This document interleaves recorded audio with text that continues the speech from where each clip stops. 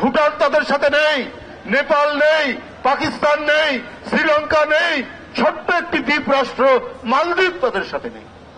ওদের সাথে কেউ বন্ধুত্ব করতে পারে না, কারণ ওরা মুখে যাই বলুক, ধর্মনিরপেক্ষ বলুক আর সেকুলার বলুক, ওদের মনের ভিতরে হচ্ছে কট্টর হিন্দুত্ববাদী হিংসা ছাড়া ওদের মধ্যে কিছু নেই। আমি শাসক শ্রেণী ভারতের বলি, আপনারা বাংলাদেশে বলছেন সংখ্যালঘু নির্যাতন, তো সংখ্যালঘু নির্যাতনের ফলাফল কি? আমি তো দেখলাম এখানে ইসকনের দ্বারা একজন আইনজীবী মারা গেলেন, রক্তাক্ত পন্থায় কুপিয়ে কুপিয়ে হত্যা করে মারা হল, সাইফুল ইসলাম। কই আপনাদের ওখানকার যে শুভেন্দু, তারপরে আরো কিছু বিন্দু টিন্দু যারা রয়েছে, তারা তো এই ব্যাপারে একটা কথাও বললেন না, একটা আওয়াজ পর্যন্ত তুললেন না। মানুষ মারা গেল তো বাংলাদেশের মানুষ, সে মুসলিম, একজন আইনজীবী, তাকে মেরে ফেলা হলো, কোনো কথা নেই। তাহলে প্রতিদিন বাংলাদেশে সংখ্যালঘু নির্যাতন দিল্লি থেকে কলকাতা পর্যন্ত, এই যে এক ভয়ঙ্কর মিথ্যা কথার পেস্টরি তৈরি করে গোটা বিশ্বকে বিভ্রান্ত করার যে প্রচেষ্টা চালাচ্ছেন, সেটাতে কোনো লাভ হবে না। আপনারা মনে করেছেন ভিসা বন্ধ করে বাংলাদেশের মানুষকে আসতে না দিয়ে, তো আপনারা তো বাংলাদেশের উপকার করেছেন।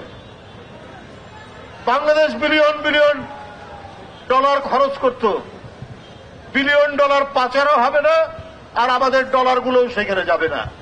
যে সমস্ত আমরা খাদ্যপণ্য আনতাম, চাল, পেঁয়াজ, চিনি, রসুন, আদা, এখন এদেশের লোকরা তারা আরো বেশি প্রচেষ্টা নিয়ে, শ্রম দিয়ে সেগুলো উৎপাদন করবে, আমাদের ডলার সেখানে যাবে না, আমাদের ফরেন রিজার্ভ আরো বাড়বে, তো এটা তো আমাদেরই লাভ হলো।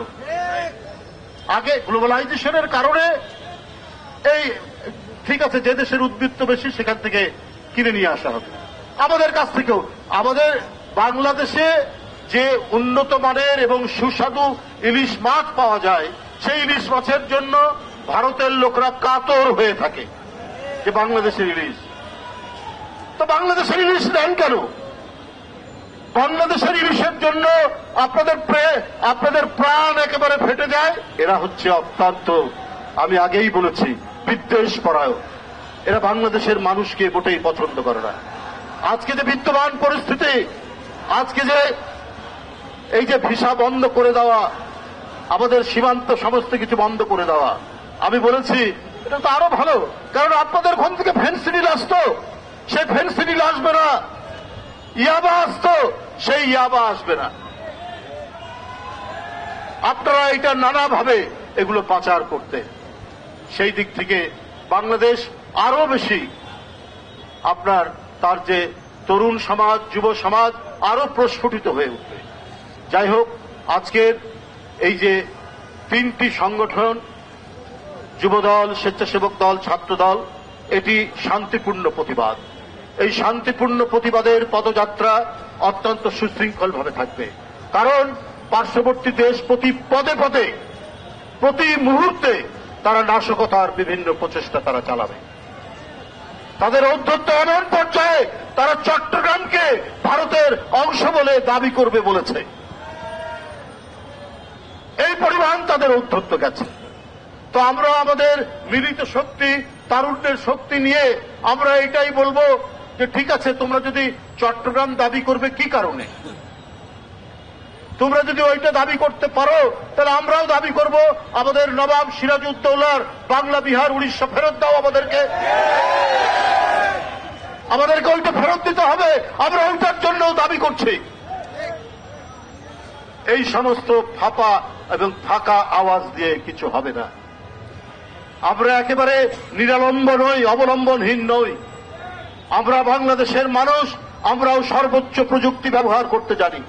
আমরা আমাদের দেশকে রক্ষা করার জন্য আকাশ, পাতাল, ভূমি, পানি, প্রত্যেকটি জায়গায় আমাদের যে শক্তি, আমাদের যে সশস্ত্র বাহিনীর, আইনসঙ্গত বাহিনীর যে শক্তি, সেই শক্তিও কিন্তু কম নয়। 18 কোটি দেশের মানুষ, বন্ধুরা আমার, আমরা প্রত্যেকটি দিক থেকে আমরা এই দিল্লির আগ্রাসনকে প্রতিহত করতে আমরা প্রত্যেকেই প্রস্তুত রয়েছি। বন্ধুরা আমার, আমি বক্তব্য শেষ করছি। আমি আবারও জাতীয়তাবাদী যুব দল, স্বেচ্ছাসেবক দল, ছাত্র দল সব ভাইদেরকে অনুরোধ করব, আমরা হলাম শান্তির পক্ষে, আমরাই হলাম প্রকৃত ধর্মনিরপেক্ষ। আমার ডান দিকে অপু, আমার বাম দিকে অপর্ণা, আমাদের আরেক দিকে নিপুণ রায় চৌধুরী, আমাদের আরেক দিকে রমেশ দত্ত, এদেরকে নিয়েই আমরা কাঁধে কাঁধ মিলিয়ে আমরা মিছিল করি, আমরা জনসভা করি, আমরা আড্ডা মারি।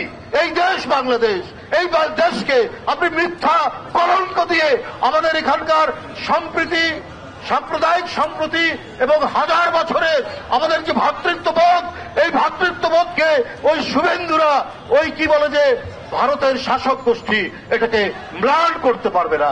প্রচুর ভারতে বাংলাদেশের যারা সংখ্যালঘু সম্প্রদায়, খ্রিস্টান, বৌদ্ধ, হিন্দু, আমরা প্রত্যেকেই একসাথে বাস করি, একসাথে রাজনীতি করি।